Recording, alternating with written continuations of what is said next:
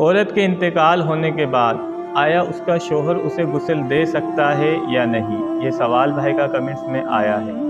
دیکھیں، یاد رکھیے، جیسے ہی عورت کا انتقال ہوتا ہے تو شوہر کے ساتھ جو اس کا نکاح کا تعلق تھا وہ ختم ہو جاتا ہے۔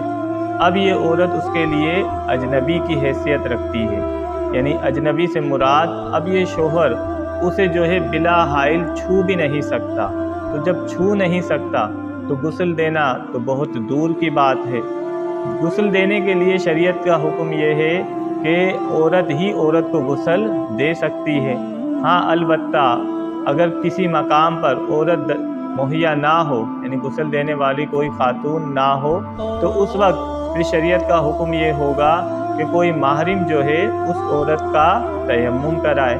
محرم سے مراد وہ ہے کہ جن سے نکاح حرام ہوتا ہے۔